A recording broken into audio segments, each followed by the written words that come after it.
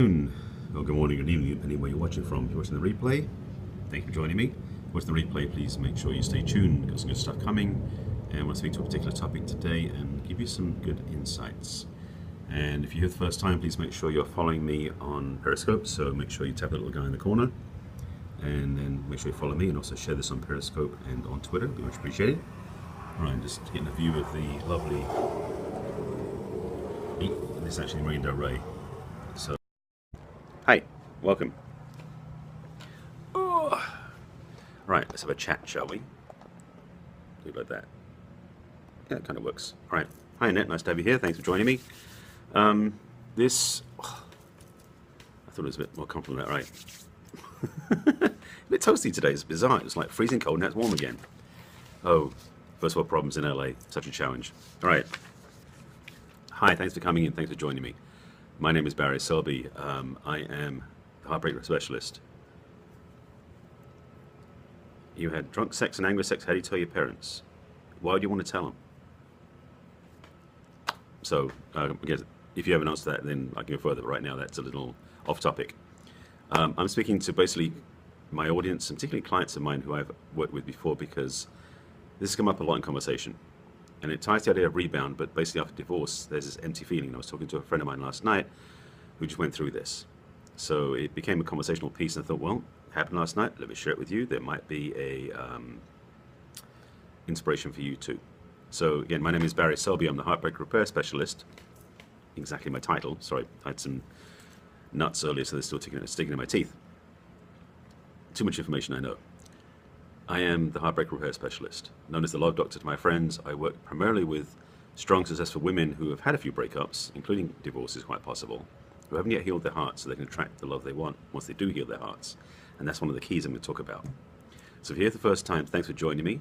Do make sure, please, that you tap the little guy in the corner, and you tap on my name and follow me, or my handle and follow me. And also, please make sure you share this on Twitter and also on Periscope as well.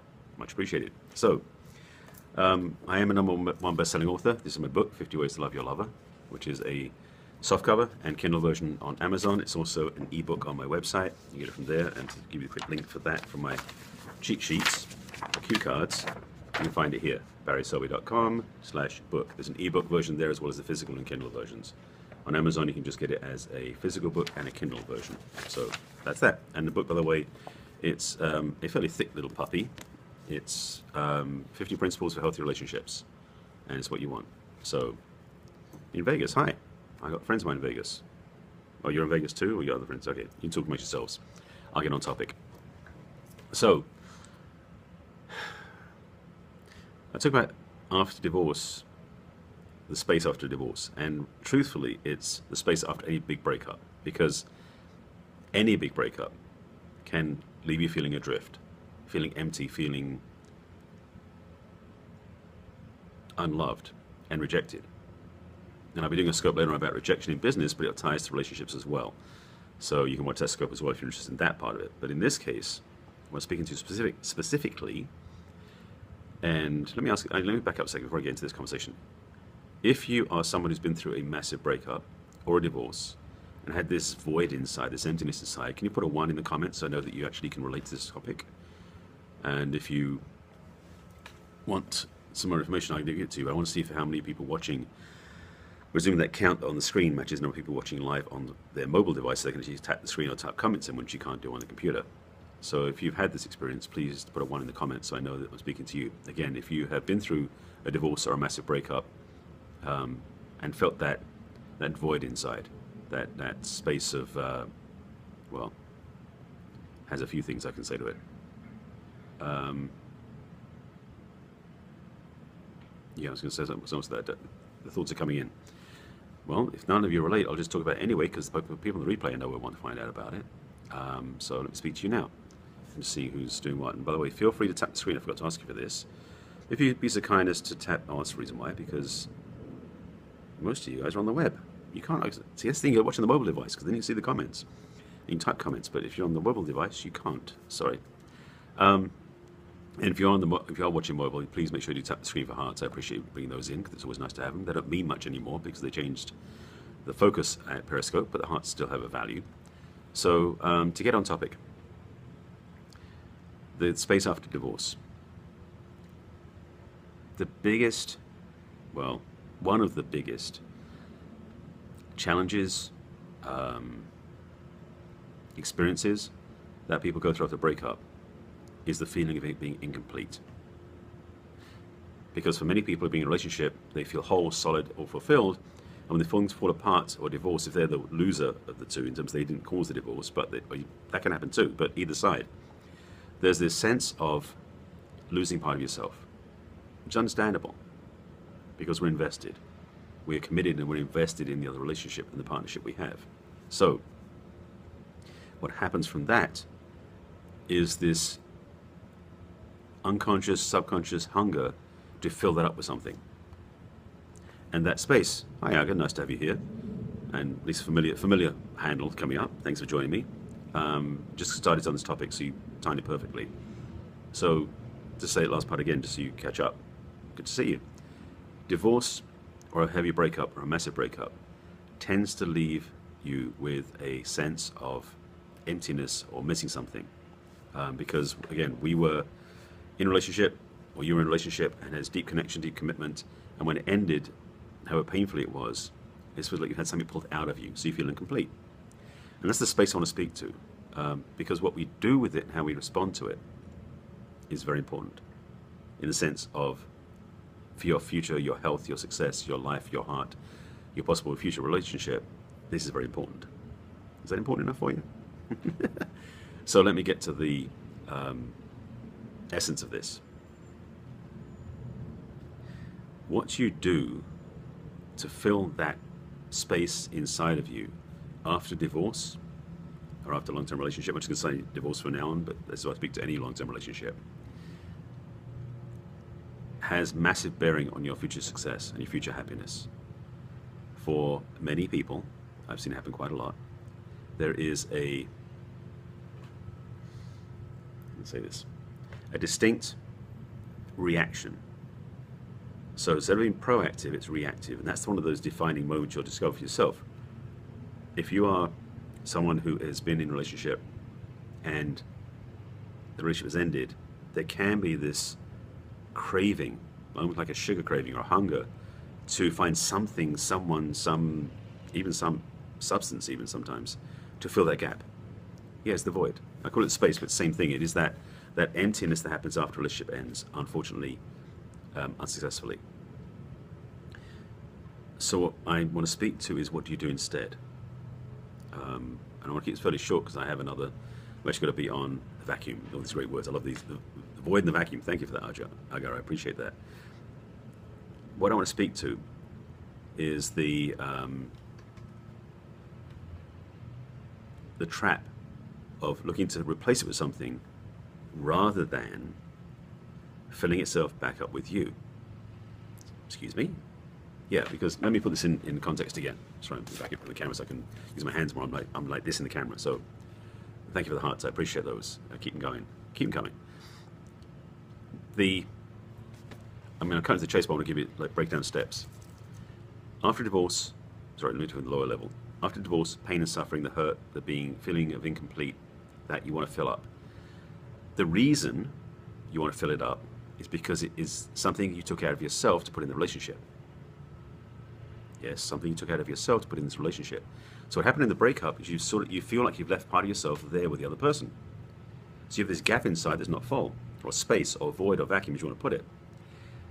At the same time, the other person is dealing with their own version of that because they got something invested in you. Now, this is not something that they experience from you, but you feel you've lost something. The investment of time, of energy, of commitment to the other person, that's the feeling of a piece missing. You then want to fill it with something else, with somebody else. So whether it's an addiction of some sort, which can be a good one, if it's fitness and health, or exercise, just something else, versus a negative one, which could be drinking or drugs or sleeping around to fill that void. What I recommend is the way more intelligent, healthy alternative is to focus on your self-support.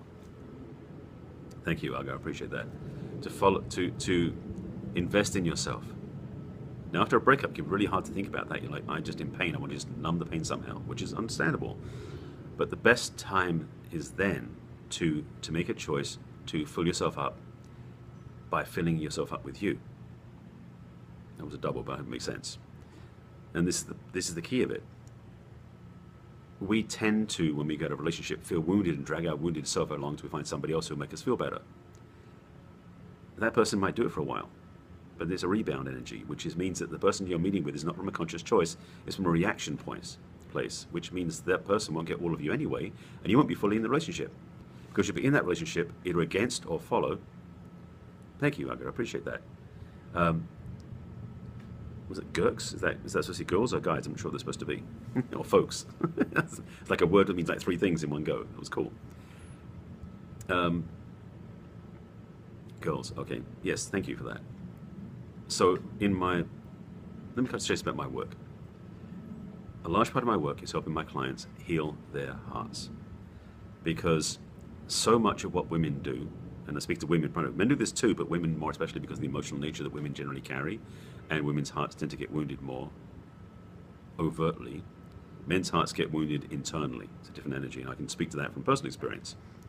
But when I'm speaking to you, Fireheart, I like that name, it's a good name. The functionality is that when that wound is there, the best thing you can do is apply loving yourself inside. This is the simplest way of putting it. Because when you look to somebody else to fill it up, you become very codependent and very unable to stand on your own 2 feet. When you have a heartbreak, when you're going through that divorce, that breakup, that suffering of pain and hurt, which can happen, and again, not always, but it can happen a lot, your choice, your opportunity, is to apply your own loving to you, to fill yourself back up again, so you're no longer being 60%, 50% of who you were because you had that piece missing from yourself. But you'll actually be fully embodied, fully embracing, fully invested in yourself. This is not an ego position. This is a self-support position to inspire, support yourself, and absolutely designed or intended to bring yourself back up to your fullness, like that sort of thing, so that when you're looking for a relationship, you're coming from a full, whole perspective, and you're coming from wholeness. So when you're attracting that person, you're not looking for someone to fill the gaps you think you have. You come from a place of feeling from overflow. Now, I'm a big proponent of relationships not being 50-50, but being 100 and 100. So to be in a healthy relationship, you need to be 100% yourself, and your partner's be 100% themselves as well. Period. And from this place, the relationship can be healthy, can be additive, can be expansive, and it becomes a 200% relationship. When it's a 50-50 relationship, we're leaving half ourselves behind. How silly is that? So, I'm watching the clock, I've got 5 minutes because I'm part of a share-a-thon coming up in the next 2 hours, so yeah, right, start over. Yeah, I'm not going to do that. You can watch the whole thing again from the beginning, so thank you for that. You can watch the replay, and the replay you can scan back and forward as well. But anyway, let me get back to the point and make this point clear. What I see happening as well, this conversation that started last night that led to this, is that people, particularly women often, who've gone through divorce, spend more time in the woundedness and looking for love to fill up the woundedness rather than spending the time loving themselves. Or they're in rejection, or they're in upset, or they're in resentment, or other things too, because they blame the other person or they don't feel whole. Your best action to be restored is to love yourself. As blatant as that is, and as simple as that is, that will take you where you want to go. Because it's easy to be reactive, because our society, our culture teaches us that. It isn't functional. So, to bottom line this, to make it clear to you watching this, your opportunity, your invitation, my invitation to you, is if you're in the middle of that process, if you're in that gap, or that space, or that void, or that vacuum, thank you, Arga, for that, after divorce or after a breakup that's bad, that hasn't been resolved into a new relationship, this is the time to take stock. This is the time to fully embrace yourself, to love those parts inside that hurt by applying the love you have to the parts inside that hurt. And that's what my work, a lot of my work is. That's why I am called the Heartbreak Repair Specialist. I've got lots of skills and tools and presence, with a C, not with a T, to support you in having what you want through helping you rebuild your love for yourself. It's a cornerstone of this work. And self-love is so underrated and so misunderstood Because self-love isn't about an ego position. Self-love is about fulfilling your destiny, about appreciating who you are, so then other people can appreciate you as well. So the bottom line is really this. Your ability to love yourself will dictate the success of your future relationships. Write that one down. That's true. That's potent, because the thing is we forget that. And we think that, oh, when the other person's there, we'll be fine. It's like, no. The ability, success you have of loving yourself is absolutely the degree to which you'll be successful in relationships. That you can take to the bank. And I think I'm going to leave it right there, because that's a potent thing to ponder. So consider that, ponder on that, and then reach out to me. In my profile, I have a link to a discovery session called a consult. You can have one of those. I'm just looking for my notes and stuff. Again, my book, You Can Only Love Someone Else as Much as You Love Yourself, No More. Right, exactly. Thank you, Mark. You just summarized it beautifully. It's another way, but I'm putting it a different way because I wanted to spin it differently, but you just nailed it right there too. So again, my name is Barry Selby. I am a published author. This is my book, 50 Ways to Love Your Lover. So I got some knowledge. I've been studying this for 30 years. You can find my book on Amazon or on my website, which is barryselby.com/book, which is it's an ebook format. I have an online program for the ladies looking for vision, but I'll tell you about that another time. I'm going to do it this time. So that's what I want to tell you.